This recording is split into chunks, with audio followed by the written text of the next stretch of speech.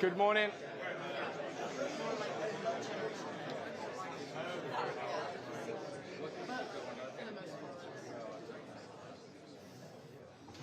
Good morning, everyone. We have a special guest today. We're pleased to welcome Kemi Badenoch to our conference to hear her vision for the UK economy and our capital markets. Now, it's not quite the House of Commons in here, but Kemi, must warn you, after a long period of difficulty in our markets and our economy, we're all by now a bit grumpy and a bit impatient for things to improve.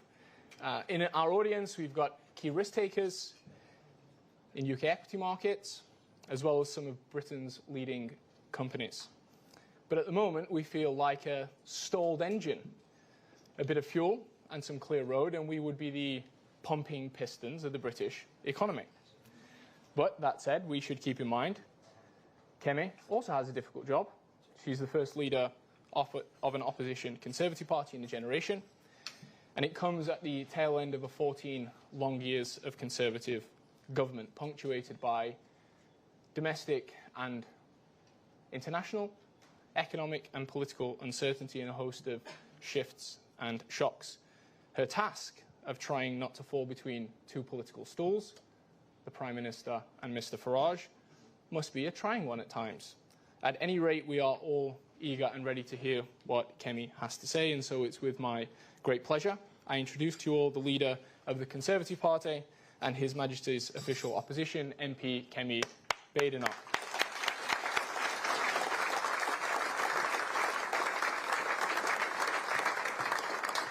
Good morning, everyone. And Callum, thank you for that introduction. This is a great room, by the way.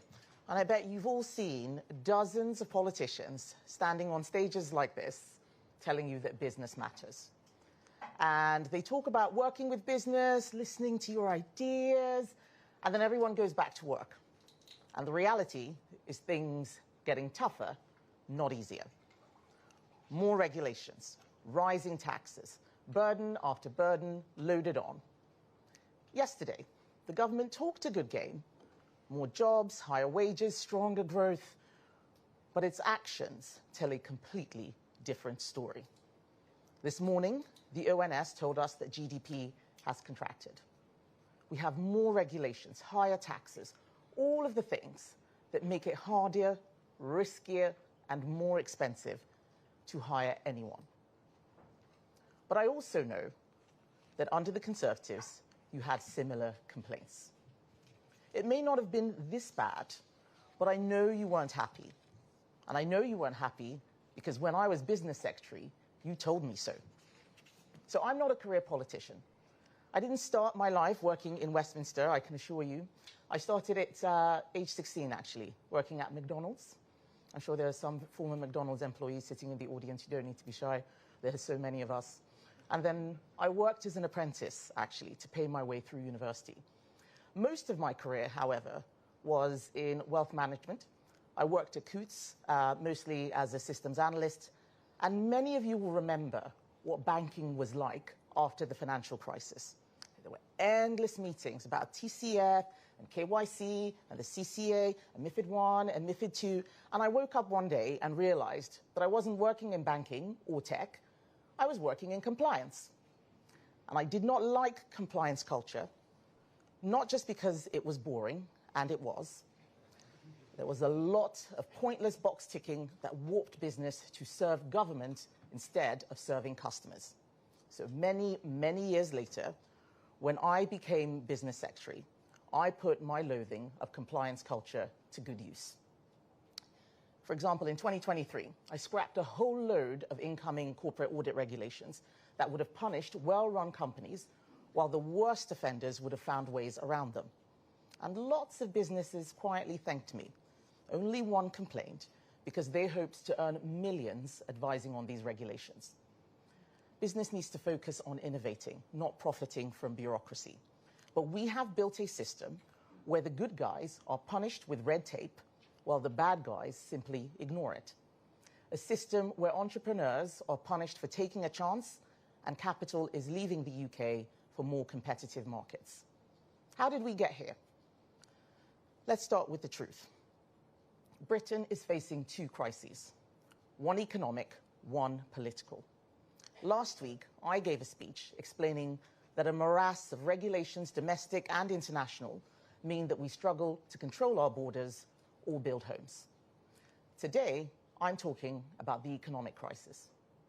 Our debt interest is well over £100 billion a year. Welfare spending is out of control. The state is bloated. Productivity has flatlined, and the economy is stuck in first gear. We have 28 million private sector workers supporting 28 million others, 13 million retirees, 6 million public sector workers, and 9 million simply not working. Pay is stagnant. Inflation has nearly doubled in the last year. Unemployment is at a 4-year high. People are looking for a way out. And in the past 12 months, London has suffered the greatest exodus of wealthy people of any city in the world, except Moscow. Labour's interventions, like the employment bill, could cost the UK more than £10 billion a year in lost economic growth. And that has an impact on you. It's harder to raise capital, increased costs mean you can't grow, companies are nervous about going public. But this also has an impact on your clients, your employees, your supply chains. Many of you invest in SMEs and scale-ups. You can see what is happening. Hitting one area of the economy knocks over another, weakening demand across the board. So how did we get here? We forgot that business is a good in and of itself, and it pays for everything. It is the source of our prosperity.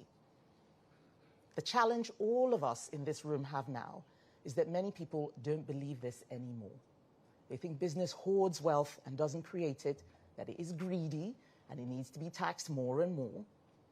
This is a crisis, and the question before us is simple. Who has credible solutions? And I know many of you will be asking, why should we trust the Conservative Party? And I say, because no one is making the argument for business anymore except me and my party. We are the natural party of business. The Conservative benches are packed with people who've actually built things. The Shadow Chancellor, Mel Stride, he founded a business, expanded into the US, and then sold it after creating many jobs. Shadow Business Secretary Andrew Griffith has serious boardroom experience. He is one of the youngest ever FTSE 100 finance directors. He also chaired a FTSE 100 company. Across our party, you will find entrepreneurs and business leaders who know how to create growth because we've done it before. And for too long, we've been caught in a loop where politicians want to make tough choices, or don't want to make tough choices, I should say. Everybody wants to know how their problem will be solved this week, but no one's securing the 10-year horizon. And the truth is we're at a critical moment. People are feeling real pain. The cost of living is going up. High bills, low pay, high taxes. They need a way out. But the crisis isn't just in the numbers. It's in the mindset. Just look at yesterday's spending review. Gone is the political imagination to even consider a future where the public don't hand a greater and greater share of their hard-earned money to the state for little improvement to the country. And too many in politics think growth comes from government, from regulators and central planners. I don't. I never have. Government debt is unsustainable, and the bond markets have already noticed.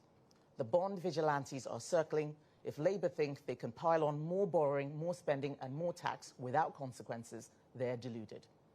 There is a significant risk of a debt spiral, and no one can say we weren't warned.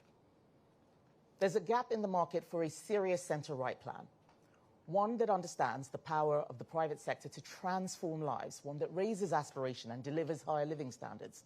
That is the space that I fill. But you don't need someone just diagnosing problems. You need solutions. So the first step that we will take when we come back to government will be to reverse some of the mistakes Labour has made. In particular, increasing taxes that don't raise revenue, but do real, serious harm. You and your customers will know just how damaging increases on family farms and family businesses have been. You may not know, so I will say it here, say it now, and I'll say it again and again. Conservatives will reverse Labour's changes to APR and BPR. We will also remove the VAT Labour put on private schools, a counterproductive measure to spite the rich which has instead hurt hard-working families. Private school pupil numbers have fallen by more than 11,000 in England, 4 times more than the government forecast. Now the state sector has to provide extra places it never planned for. The expected revenue will be less, and at the same time, teacher numbers in state schools are falling because the schools can't afford national insurance increases. Anyone who has ever heard of the Laffer curve could have predicted this. Labour have not. This is the politics of pessimism, the politics that has exhausted the possibility that things can improve. With Labour, it's the politics of envy, focused on redistribution. With Reform, it's trying to recreate the past by nationalising utilities. So what are we doing instead? We are rethinking business taxes in our policy renewal programme, and we want the business community to help us shape a better alternative. We're launching lawfare commissions to dismantle the legal and regulatory barriers that stop people from building, investing and growing. Take, for example, the planning documentation for the Lower Thames crossing runs to 360,000 pages, and the application process alone has cost £297 million. That is more than twice as much as it cost Norway to actually build the longest road tunnel in the world. This is crazy. So what is the Conservative Party under my leadership about? That people should be judged on what they do, not their background or how much money they make. Benefits should be earned, not given. We want a state that does fewer things but does them well, that enforces the rules, protects our borders, defends property rights, and creates a climate where business can thrive. So we will reduce spending. And talking about reducing spending is not about austerity. Those of you who heard the Today programme this morning would have heard me going in a loop with an interviewer who didn't understand that there are other ways to reduce the size of the state and that not everything the state does is public services. It's about a smarter state. So we will slash pointless regulation that drives up costs, we'll end the constant reporting burdens that waste your time. And I know you've heard this before, but I did it when I was in government, I'll do it again. Just this week alone, we heard news that more UK-listed companies are seeking listings elsewhere. And yet the FCA was obsessing about diversity reporting. This is not serious. When I was in government, I resisted them strongly, and under my leadership, we will put an end to regulatory overreach. We will reform a welfare system that pays too many people not to work while employers can't find staff. And yes, we will cut taxes, but we will do it responsibly. So my message to business is this. I'm on your side, but I need you to be on mine too. You can't sit back and hope that someone else is coming along to fix this. You need to speak up. You need to support policies that back enterprise, and you need to challenge those who want more state control. Don't just wait for other politicians to do it. You need to get on the pitch too. And this isn't just about tax rate. It's about the country.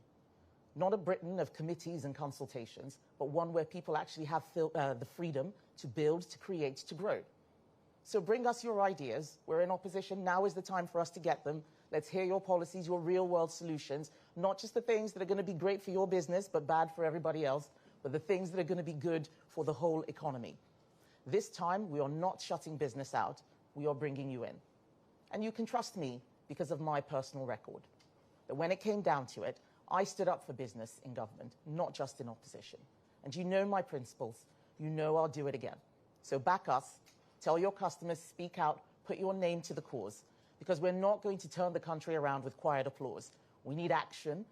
To be quite frank, we need an army of people who know the truth, that it's not government or politicians who create growth. It's business. It's you.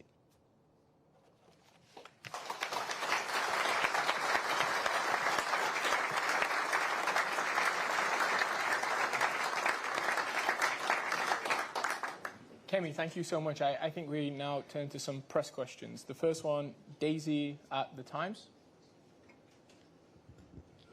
Thank you. The NHS now represents nearly half of public spending. The Resolution Foundation says we are at risk of becoming a national health state. Is it too big? And if you want a smaller state, as you say you do, don't you have to tackle that? It is a conundrum. I remember coming into Parliament as a brand new MP, and we were talking about how we were giving the biggest amount we'd ever given to the NHS, the record funding. And we've been doing this again and again. I mean, who remembers the side of a red bus that said we're going to give the NHS £350 million more a week. Many people don't know that we did that. We did do that. And yet still, we're not seeing the returns. We've put more and more money in, and we're getting less and less out. Waiting lists, people wanting to have their appointments, ambulances arriving in time to pick people up. Those things are not improving. So something is wrong. This is not just about money. That we're putting more money into the NHS as ever before. Labour did the same thing again yesterday, but they haven't explained how and why it will be better. And I think the public out there know that. We need to start talking about productivity reforms, public sector reforms. Right now, the private sector is having to squeeze and tighten its belt and save and cut its cloth according to its size, and nothing is happening on the public sector side. Labour has a lot of friends in the public sector. That's where they've all came from. I talked to you about my shadow cabinet. We've all come from the private sector. With Labour, it's trade unions and charities. The only ones we know who worked in the private sector were Rachel Reeves, and half her CV turned out not to be quite right. And Louise Haig was stealing mobile phones when she was in the private sector. These are not serious people. We are the serious ones. Thank you. The next question to Sam at Sky News. Sam Coates, Sky News. Kemi Badenoch, what do you think about fiscal rules? What do you in particular think about the last Tory government's fiscal rules, and what do you think about this one's fiscal rules? Well, the fiscal rules are there to show that we are being responsible with public finances. It shows how we're balancing the books. Now, when Rachel Reeves was campaigning to get into government, she said that she would keep those fiscal rules, and then she loosened them. She fiddled them, as we say in Parliament. I think people just want some honesty. It's not about trying to change rules. It's about what it is you're trying to deliver. And you need to be honest, and you need to be consistent. There is no consistency right now. She's got no more headroom. So at some point, either the fiscal rules are going to be broken, or something very serious is going to happen. And what we want to talk about right now is how we can just change the whole system. What we're seeing with what Labour announced yesterday is what you tend to see at the end of a government that's been there a long time. When you come into government, you should be starting with exciting reforms, lots of legislation, lots of bills. Most of what we're doing in Parliament is general debates, just having chats about things. There is no serious legislative programme to transform this country. So the fiscal rules, when you think of it in that context, are a sideshow. They're just cutting and slicing. We'll put a little bit from into the NHS. We'll take it out of this department. They're moving things around. They're not trying to increase growth.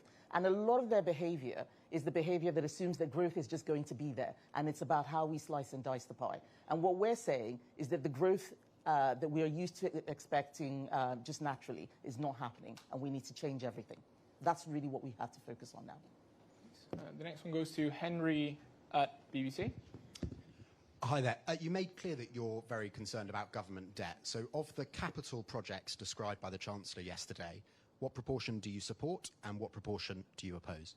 Many of the capital projects that she talked about were things that we were doing anyway. So, for instance, nuclear.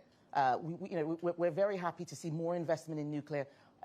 If people don't know what my position on net zero is, it's that the plans that we had for net zero were impossible. We're not going to deliver them unless we have a lot more nuclear. It's quite expensive at the moment. I'm not sure that everything that they've put down is feasible. But what I'm really worried about is where is the money coming from? No one's talking about this. The debt crisis, as far as I can see, is something it's coming. Something serious is going to happen unless we figure out where that extra 100 billion that we overspend by is coming from. And I'm not saying that everything was perfect under Conservatives, but we did cut the deficit every single year until the pandemic. When inflation increased under the Conservatives, it was after we literally paid everybody to sit at home and do nothing, and after a war in Ukraine that stoked inflation because of energy prices. What's Labour's excuse? Inflation has doubled in the year that they've been in office, and that really needs looking at. Catherine, GB News. Thank you. We're not getting growth. The government's trying to invest to bring that. But since the financial crisis, we've had very lacklustre growth. Living standards pretty much flatlined. The Tories were in power for 14 of those 17 years. So shouldn't you be apologising not just for what happened under Liz Truss, but the whole economic record of those 14 years? Quite a lot of those 14 years, we did some very good things on the economy. That's how we were able to pay for the pandemic.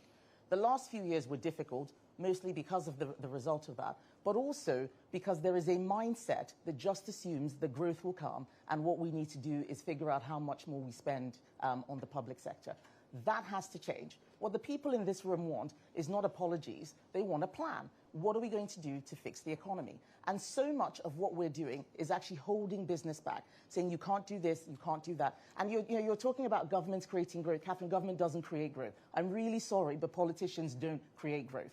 You have Nigel Farage out there talking about nationalisation. That means politicians running industries. I don't think anyone in this room thinks that is sensible. We need to start getting serious. This is not a serious conversation where we're just pretending that everything is fine and it's just because governments need to put a little bit more effort and it'll be okay. We need to unleash animal spirits. We need to get people investing in the UK. That means creating a proper competitive business environment. It means competing with the EU, not just copying every single thing that they do. It means making sure that when people come to this country, that their investments are protected. They like the fundamentals we have here.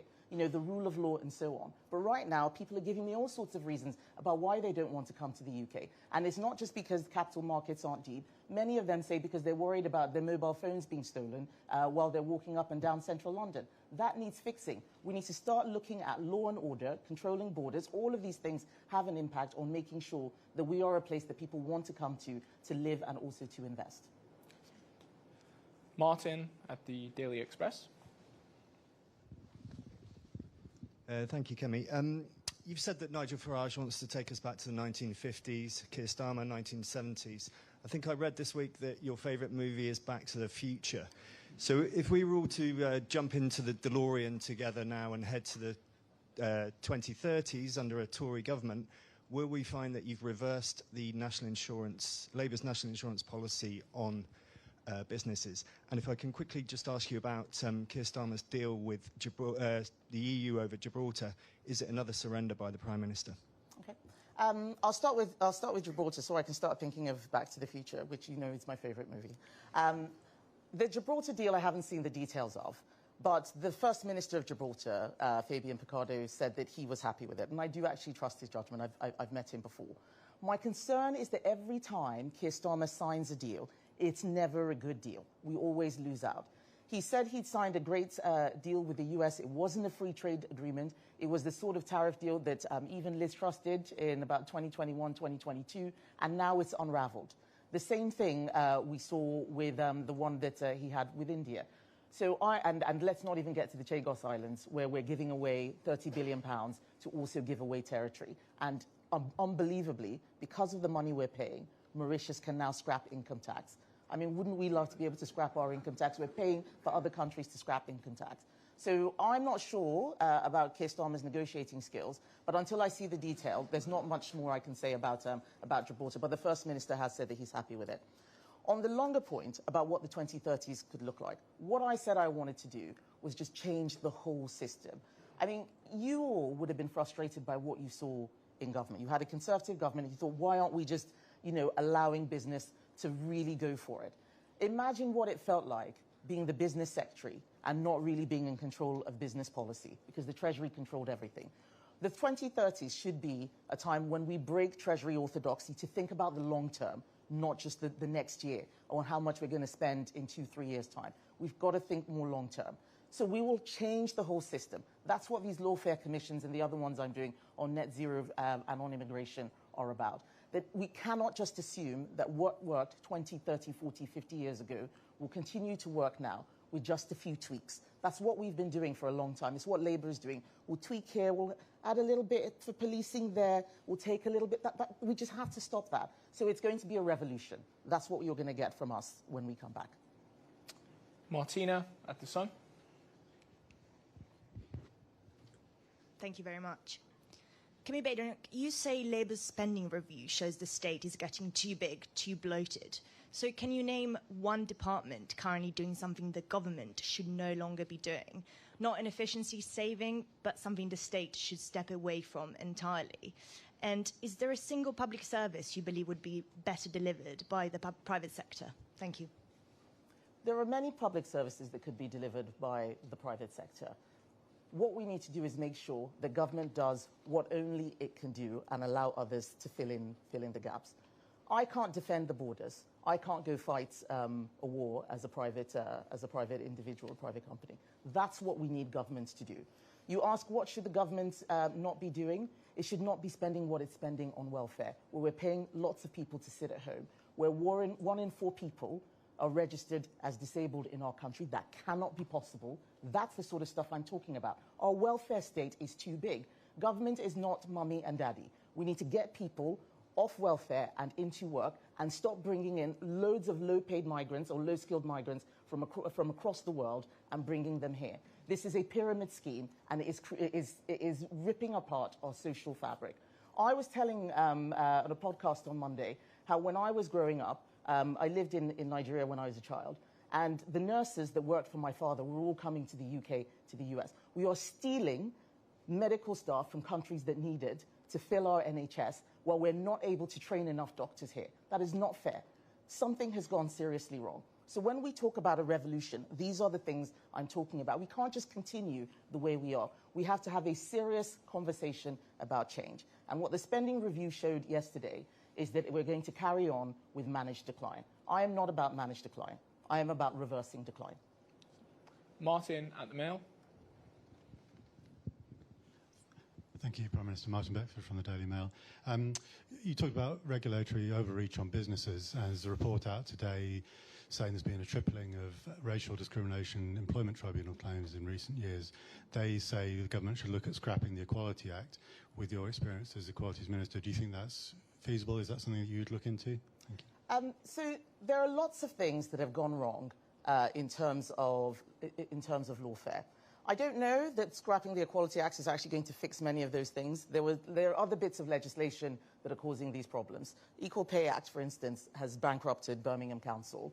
Next, for instance, is not able to pay its warehouse workers more because they're mostly men, and the female workers doing a totally different job were being paid less. This is the courts acting as the HR department for companies. That's not right. That definitely needs fixing. There is also a lot of misinterpretation of the Equality Act. I saw this in extremis, where the Supreme Court had to give a ruling on what a woman was, something that I never thought we would be asking up until a few years ago. The way that people have chosen to expand what is in legislation is part of the problem. We see it whether in the Convention of Human Rights and also in the way that equality legislation is interpreted. So these are the things that we're working on. The policy renewal program of why is it that you put in simple legislation and then it's then used to do things that the legislation was never intended, like deciding how much warehouse workers should be paid. That's what we really need to fix. And if it means changing the Equality Act or updating it or even scrapping it, let's see what our policy renewal programs come up with. But it's quite clearly not working as intended. Thank you. If I may ask a few questions. So the starting point is a difficult one. We've been through a long period of shocks, punctuated by policy mistakes. There's a great deal of pessimism, self-esteem is low. Suppose we jumped into the DeLorean, leapt into the future, and things start to go right. What's the positive vision for the UK? How does government look? How does business look? How does the energy market look? So I think we should start with energy. You mentioned energy. In my view, energy creates growth. Countries that haven't sorted out energy are poor, and those that have are wealthy. And it is completely crazy. They're certainly on for industrial energy costs. We are 4 times more expensive than the US. We are seeing advanced manufacturing, heavy manufacturing disappearing from this country. It's why we have issues with ceramics. It's why the steel companies are losing about £1 million a day. It's just not profitable. We've got to fix energy. So in the future, what I want to see is cheap and abundant energy, but that is still better for the environment. We need to move away from creating abstract goals like net zero, where a lot of money will be spent on things that aren't necessarily productive, and start talking about what it is we actually want to see: cheap, abundant energy. At the moment, What we're seeing when people are talking about innovation is just replacement. Once upon a time, when you were innovating, you were getting a new thing that was doing something that had never been done before. A lot of the innovation, especially around green tech, is not innovation. It's just replacing existing technology with something that's slightly different but using a different power source.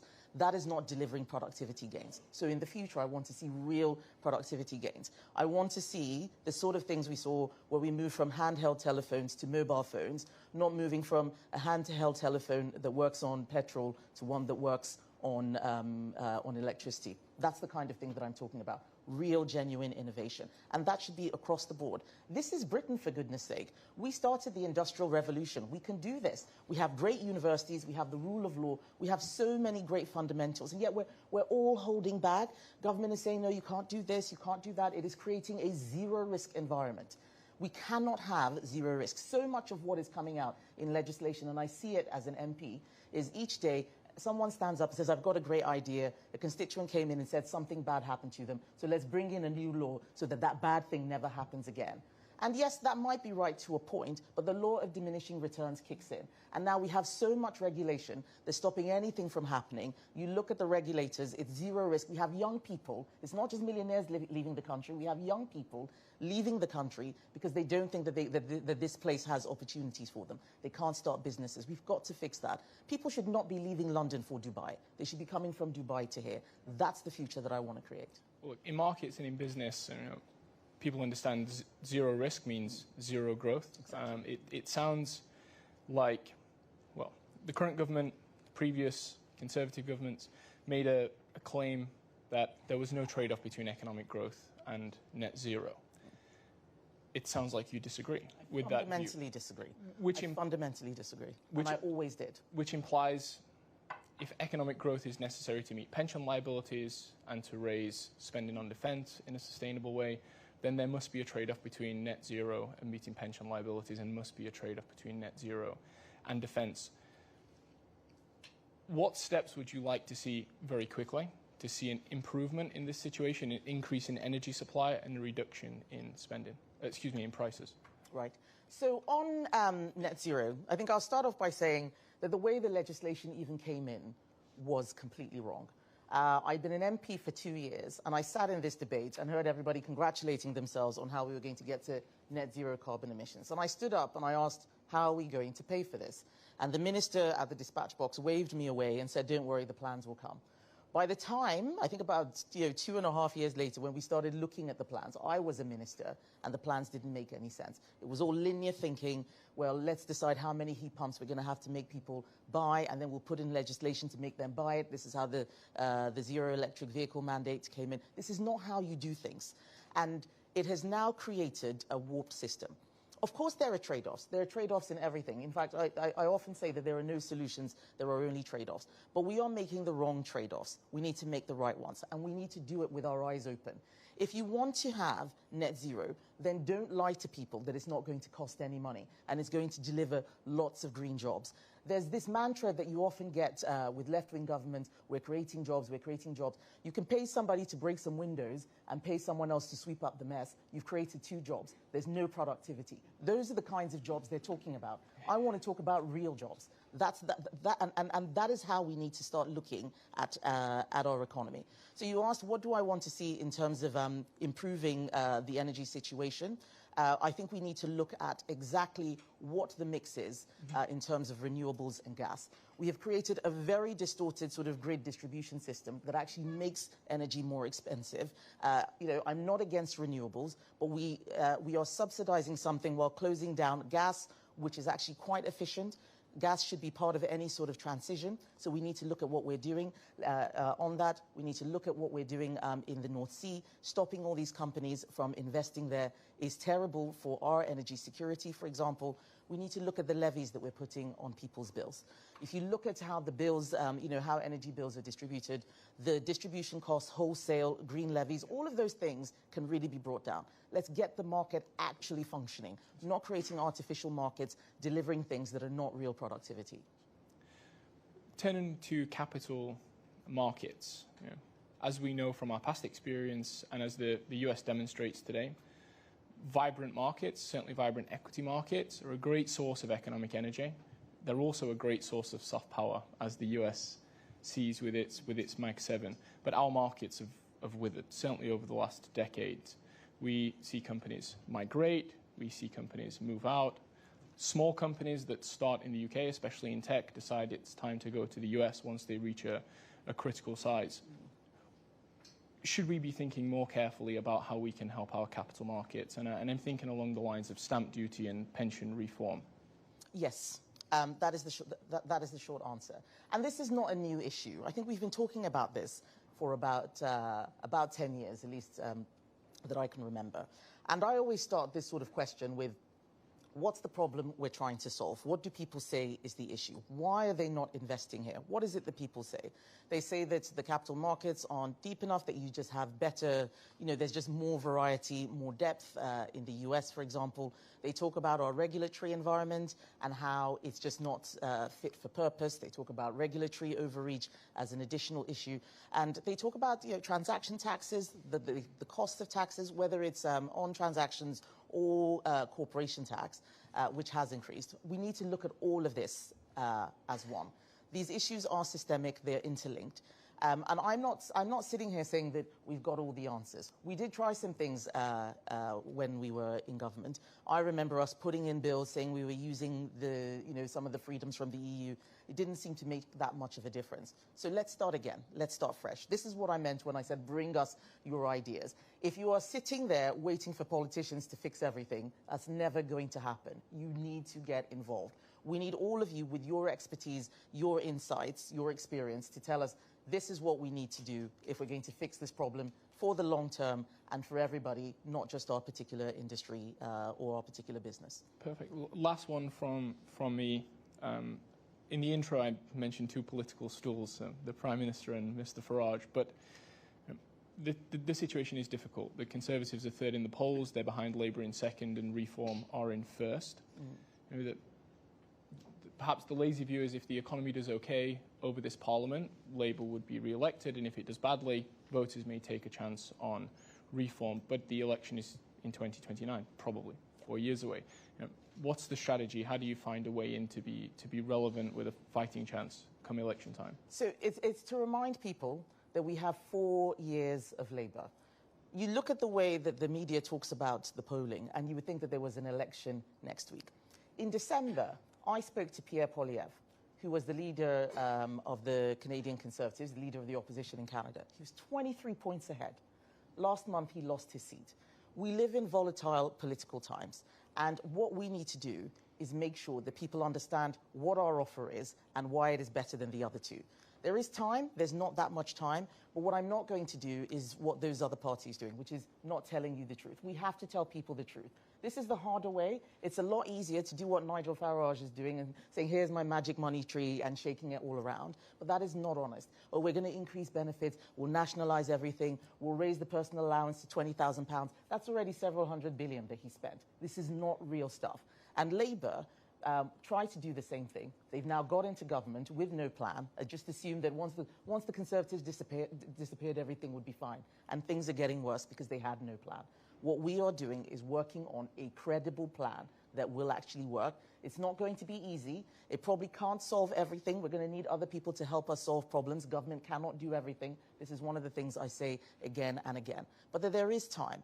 But we cannot, in my view, allow Labour to get away with saying that they're the only option and this is the only way this managed to climb, or allow Farage, with no experience of legislating, he's never in Parliament, let alone government, to just come in. Can you imagine 360 random people suddenly taking over government and saying they're going to fix everything? We were there for 14 years sweating and labouring. It was unbelievably difficult. How many of you would allow your businesses to be run by people who'd never been in that business before and say, yeah, come on, I'm sure you can fix it? That's what he's offering. It's not real. It is a scam. And it's my job to expose that scam. Well, I think there's a lot in there for us to think about. I certainly hope that the UK will be working better than a DeLorean over the next few years, but I suspect, keep the nuclear power maybe in there. But you've been extremely generous with your time. Thank you for answering so many questions. I'd like to everyone to invite you to say thank you very much. It's been a great pleasure. Thank you so much.